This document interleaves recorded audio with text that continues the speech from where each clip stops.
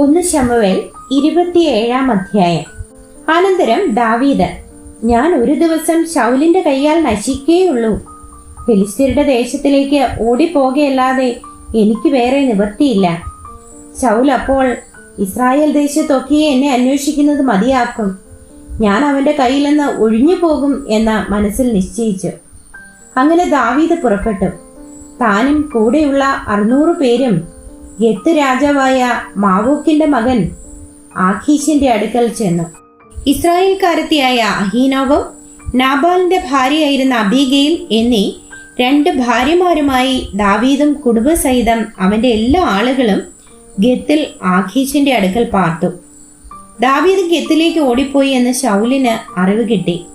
അവൻ പിന്നെ അവനെ അന്വേഷിച്ചതുമില്ല. ദാവീദ് ആഖീശിനോട്, നിനക്ക് എന്നോട് കൃപയുണ്ടെങ്കിൽ നാട്ടുംപുറത്ത് ഒരു ഊരിൽ എനിക്കൊരു സ്ഥലം കൽപ്പിച്ചു തരുവിക്കണം. അവിടെ ഞാൻ പാർത്തുകൊള്ളാം. രാജനഗരത്തിൽ നിന്റെ അടുക്കൽ അടിയൻ പാർക്കുന്നത് എന്തിന് എന്ന് പറഞ്ഞു. ആഖീശ് അന്ന് തന്നെ അവന് സിക്ലാഗ് കൽപ്പിച്ചു കൊടുത്തു. അതുകൊണ്ട് സിക്ലാഗ് ഇന്നുവരെയും യഹൂദ രാജാക്കന്മാർക്കുള്ളതായിരിക്കുന്നു. ദാവീദ് ഫിലിസ്ത്യ ദേശത്ത് പാർത്ത കാലം 1 ആണ്ടും 4 മാസവുമായിരുന്നു.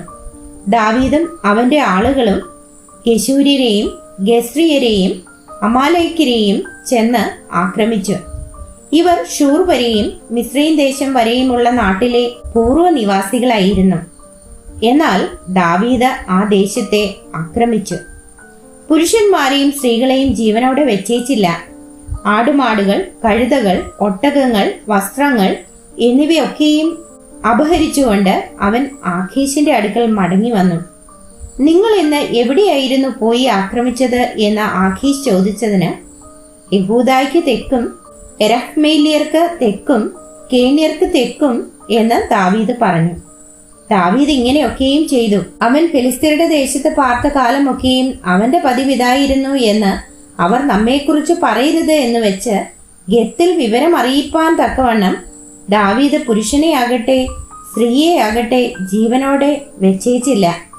ദാവീദ് സ്വജനമായ ഇസ്രായേലിന് തന്നെത്താൻ മാറ്റിച്ചതുകൊണ്ട് അവൻ എന്നും എന്റെ ദാസനായിരിക്കും എന്ന് പറഞ്ഞ് ആഖീശ് അവനിൽ വിശ്വാസം വെച്ചു.